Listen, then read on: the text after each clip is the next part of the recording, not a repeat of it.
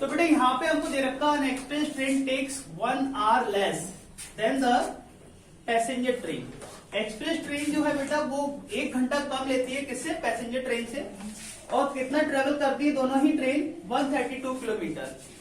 फिर इसके बाद दे रखा है जो डिस्टेंस है मैसूर से लेके बेंगलोर तक की बात कर रहे हैं यहाँ पे। Average speed of express train कितना, 11 kilometre per our more than that of the passenger train.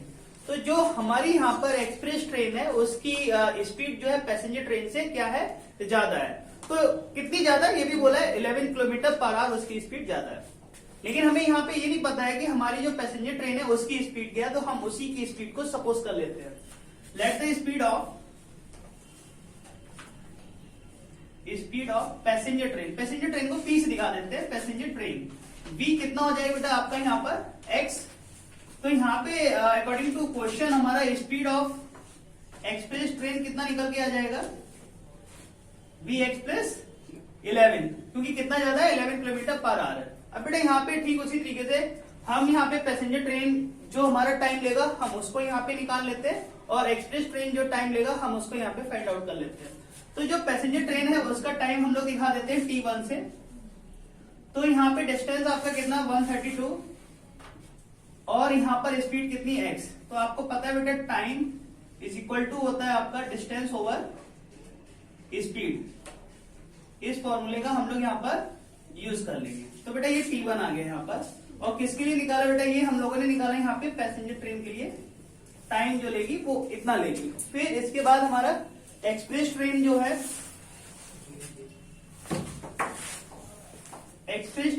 है, वो हमारा कितना टाइम लेगी यहाँ पर बेटा, उसको हम लोग फाइंड आउट कर लेते हैं, जो कि हमारा क्या है T2 132 ओवर x ओवर 11। तो बेटा ये टाइम हमारा किसका निकल कर आया, एक्सप्रेस ट्रेन का ये टाइम हमारा निकल कर आया है। तो बेटा यहाँ पर हमसे ये बोल रखा है कि जो हमारी एक्सप्रेस ट्रेन है वो 1 आवर क्या लेगी, लेस टाइम लेगी, किससे लेगी, आपकी पैसेंजर ट्रेन से। तो पैसेंजर ट्रेन यहाँ पर क्या करेगी, एक्सप्रेस ट्रेन से क्या लेगी, ज्यादा टाइम लेगी। तो यहाँ पर बेटा हम लोग क्या करेंगे, T1 माइनस T2, और बेटा वो डिफरेंस हमारा कितना यहाँ पर दे रखा 1 आवर। तो यहाँ पर हम इक्वल टू कितना कर देंगे, 1 कर देंगे। फिर इसके बाद हम यहाँ पे T1 और T2 की क्या करेंगे, वैल्यू पुट करेंगे। उसके बाद हम इसको एक क्वाड्रेटिक इक्वेशन में बदलकर सॉल्व कर लेंगे। तो यहाँ पे T1 का वैल्यू कितना है आपके पास 132 ओवर x, और माइनस T2 की वैल्यू है 132 over x plus 11 is equal to 1। तो बेटा ये कुछ इस तरीके से हमारे सामने इक्वेशन आ रही है, इसको हमें क्या करना है, सॉल्व करना है। तो हम यहाँ पर एलसीएम लेंगे, x इंटू एक्स प्लस 11 हो जाएगा यहाँ पर, और यहाँ पर कितना हो जाएगा 132 इंटू एक्स प्लस 11, और यहाँ पर हो जाएगा minus 132 into x is equal to 1। ये हमारा यहाँ पर निकल कर आएगा बेटा।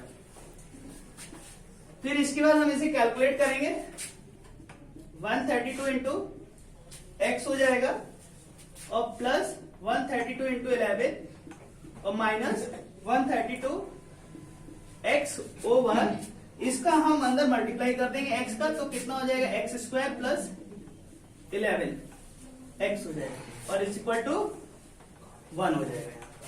क्लियर।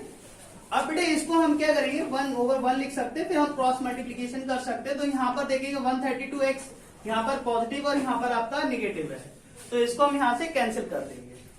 अब बेटे यहाँ पे क्या होगा, 11 टू जा कितना हो जाएगा 22, 2 कैरी, 11 3 जा 33 और 2 35, 5 कैरी हो जाएगी, 11 जा 11 और 5 16। और यहाँ पर बेटा एक्स स्क्वायर प्लस 11x का हम 1 से मल्टीप्लाई करेंगे तो हमें सेम मिलेगा एक्स स्क्वायर प्लस 11x। अब हम क्या करेंगे, 1652 को राइट हैंड साइड शिफ्ट करेंगे, तो हमें जो यहाँ पर इक्वेशन बनेगी हमारी क्वाड्रेटिक, वो बनेगी x square plus 11x minus 1652 equal to 0। अब बेटे यहाँ पे हमें क्या करना है कि 1652 के ऐसे फैक्टर करने हैं कि उनका डिफरेंस कितना आना चाहिए, 11। सर 11 3 का 33 और 35 होगा, तो वहाँ पे 3 कैरी जाएगा, 5 थोड़ी ना जाएगा।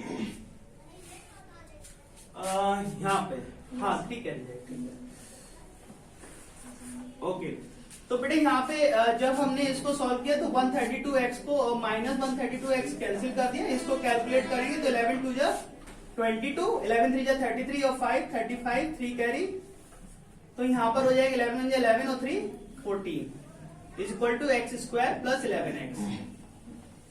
अब हम बेटे इसको लिख सकते हैं x square plus 11x minus 1452 equal to 0।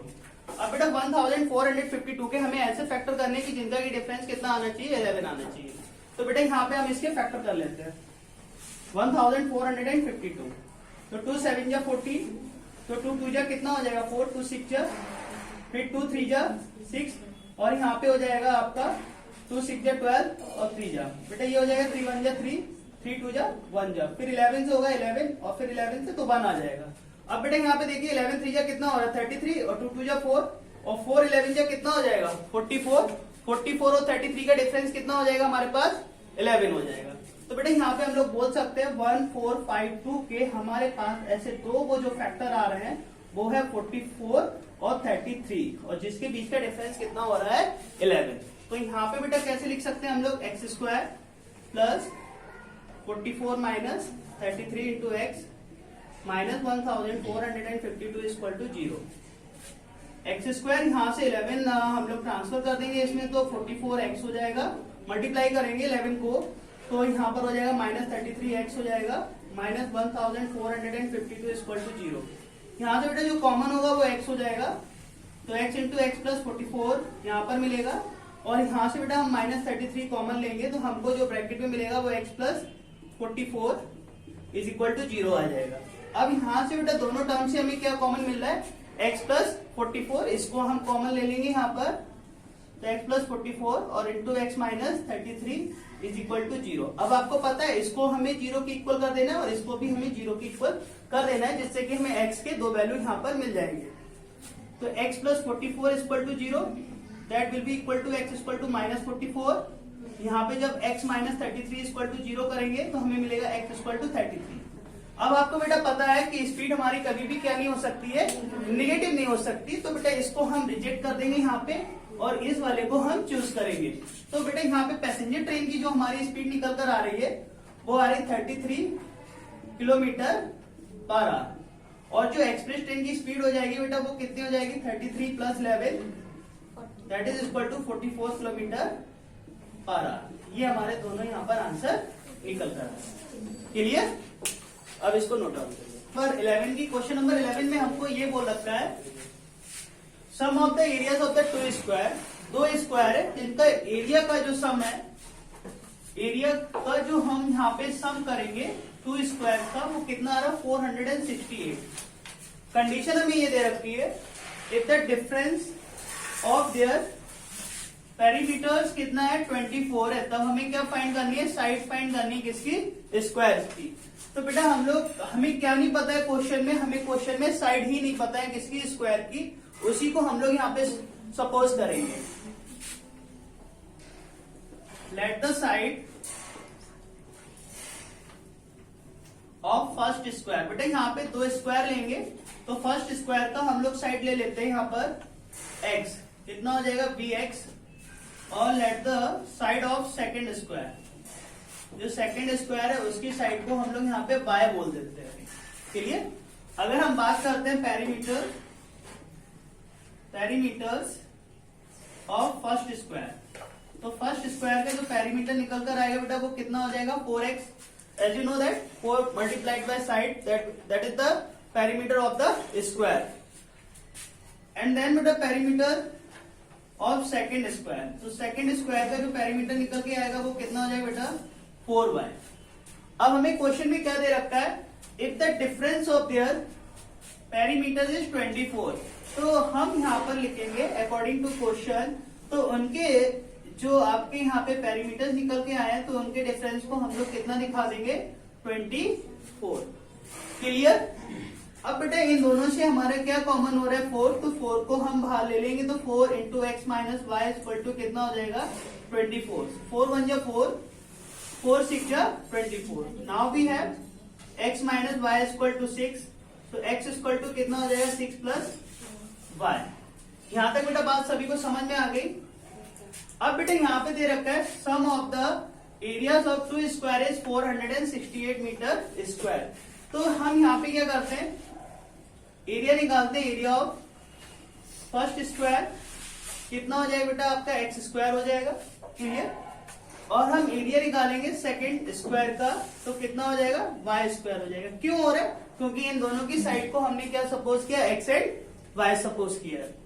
अब यहाँ पे अगेन हम अकॉर्डिंग टू क्वेश्चन जाएंगे। जब हम अकॉर्डिंग टू क्वेश्चन हम यहाँ पे बोलेंगे तो उनके दोनों को हमें सम कर देना है। तो दैट मीन्स हम क्या करेंगे, x square plus y square equal to 468, clear. अब यहाँ पे बेटा हमें करना क्या है, यहाँ पे हमें टू वेरिएबल्स दिख रहे हैं, एक एक्स और एक वाई है। लेकिन हम वाई को किसके टर्म्स में लिख सकते हैं, सॉरी एक्स को लिख सकते हैं किसके टर्म्स में, वाई के टर्म्स में। तो बेटा यहाँ पे हम लोग डाल देते हैं 1। अब x की जगह पे कितना लिख सकते हैं हम लोग, 6 plus y whole raise to 2। क्यों लिख रहे हैं बेटा, क्योंकि यहाँ पर x का पावर कितना दे रखा है, 2, तो हमने इसका भी पावर कितना कर दिया, 2 कर दिया। Plus y square equal to 468, यहाँ पे लिख देंगे यूजिंग फर्स्ट। जो हमने यहाँ पे इक्वेशन फर्स्ट किया उसका हमने यहाँ पे यूज कर लिया। अब बेटा हम इसको ओपन करेंगे, जब ओपन करेंगे तो 6 6 जा कितना हो जाएगा आपका 36 वाई स्क्वायर और 6 2 जा 12 वाई और plus y square equal to 468। अब यहाँ पे बेटा y square plus y square तो हो जाएगा हमारे 2 times of y square plus 12 y, 36 और minus 468 equal to 0। We have 2 y square plus 12 y. यहाँ पे बेटा बचेगा माइनस का 8 में से 6 निकालेंगे तो बचेगा 2, और हम 6 में से 3 निकालेंगे तो बचेगा 3। हमारे पास आएगा 432, ओके, इज इक्वल टू 0। अब हम क्या करेंगे, पूरी इक्वेशन को डिवाइड कर देते हैं किससे, 2 से। तो यहाँ पे लिख दीजिए dividing by 2 in both side. जब दोनों साइड में से 2 से डिवाइड करेंगे तो बेटा हमको मिलेगा यहाँ पे Y square plus 6y minus 2 बन जा 2, 2 2 जा 4, और यहाँ पे मिलेगा 2 बन जा और 6 जा इक्वल टू 0। अब हम इसको सॉल्व कर लेंगे यहाँ पर। अब आपके पास जो इक्वेशन निकल कर आया वो आया y square plus 6y minus 216, y square plus 6y minus 216 equal to 0।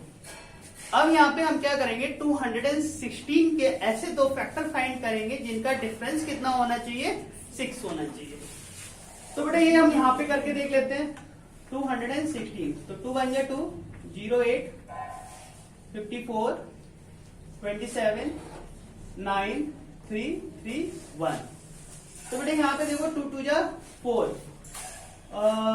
4 3 जा कितना हो गया 12 हो गया, 3 3 जा 9, 9 3 जा 18। तो बेटा हमारे पास क्या आ रहा है 12 एंड 18, और जिनका डिफरेंस कितना हो जाएगा आपके पास 6 आ जाएगा। तो हम कैसे लिख सकते हैं, y square plus 18 minus 12 into y minus 216 equal to 0।